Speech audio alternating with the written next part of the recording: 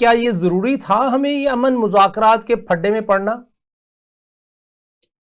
شکریہ once again شہزادہ شوکت صاحب کہ آپ ہمیں اس قابل سمجھتے ہیں کہ اپنے فورم پہ بلاتے ہیں اور ہم سے اوپینین لیتے ہیں. یہ آپ کی کرم نظری ہے اور آپ کی دست شفقت ہے. میں تو یہ سر اللہ آپ کے تو ساتھ ہے سر.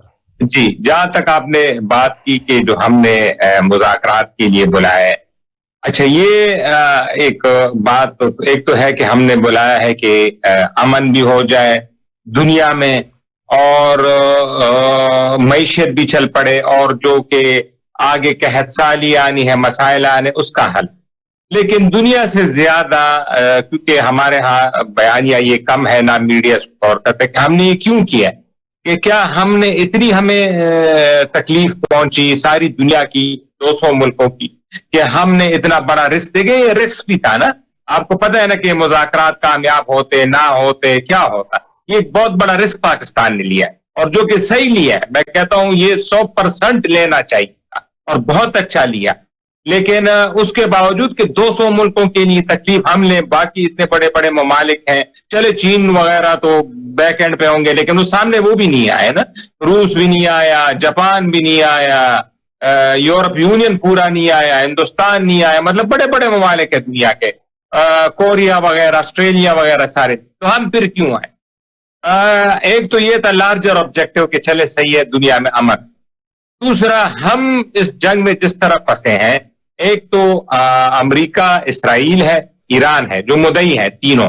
ایک تو یہ ہے، وہ تو سامنے دنیا پورا جو فریقین ہے، اور چوتھا بڑا فریق اس میں عرب دنیا ہے، کیونکہ عرب دنیا کی بھی تباہی بربادی ہو گئی ہے، ان کے پیسے بھی لٹ گئے، ان کے دبئی بھی چلا گیا، دوحہ بھی چلا گیا، جدہ بھی چلا گیا، سارے شہر عربوں کے اڑ گئے. تو ایک تو وہ ہے. لیکن میرے خیال سے سب سے زیادہ ہم ہیں، اگر ان کے بات ہوئی ہے اس دنیا متاثرہ ہم. اور یہ میں کوئی ہیر سے کی بات نہیں کرتا، یہ فیکچولی بات.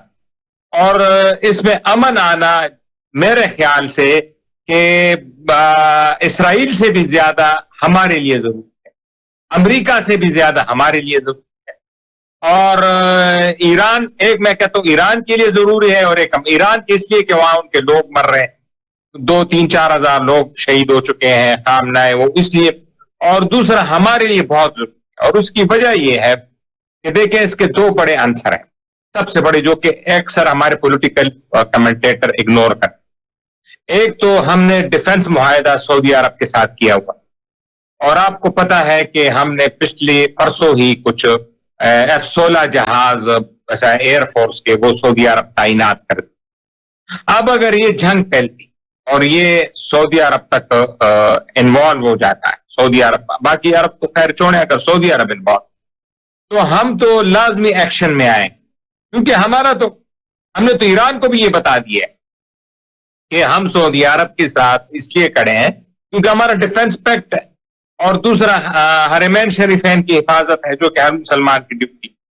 تو ایک تو سب سے بڑا نقصان یہ ہوگا اگر سعودی عرب میدان جنگ میں آتا ہے، اور اس کا مطلب ہے کہ آپ کا ایران کے ساتھ براہ راست ٹکراؤ. اور دیکھیں نا، ایک افغانستان جن کی آبادی اور جو کہ بہت کمزور ملک ہے نا افغانستان، ان کے پاس نہ ایئر فورس ہے، نہ ایٹم بم ہے، نہ میزائل، کچھ بھی نہیں ہے، ایک گوریلا وار مشین ہے، اور آبادی بھی 1.5-2 کروڑ ہے. لیکن اس کے ریپرکشن ہم ابھی تک دے رہے ہیں. ملک کے اندر تباہی ہو رہی ہے، ہمارے بارڈر پہ بھی لڑائی ہو رہی ہے، اندر بھی لڑائی ہو رہی ہے.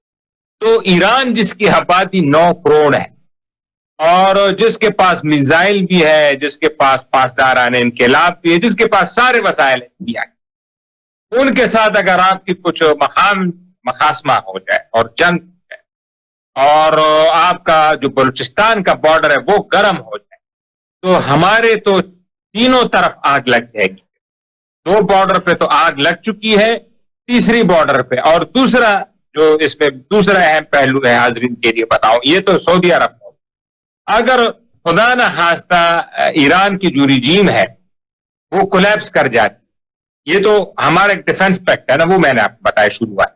دوسرا جو سب سے بڑا ہے جو کہ اگنور کرتے ہیں کہ وہ کولیپس کر جاتی ہے، تو وہاں پہ سول وار ہوتی.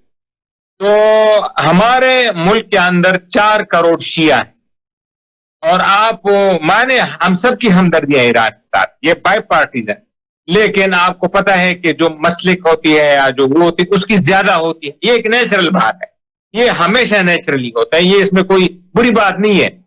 تو وہ 4 کروڑ شیعہ جو ہے ہمارے ملک میں، اور پھر وہاں سے جو پھر لوگ آئیں ایران سے ڈسپلیس ہو بلوچستان کے تافتان کے راستے اور پھر ادھر آ کے آباد ہوں گے، تو وہ ہمارے لیے ایک میس بن جائے.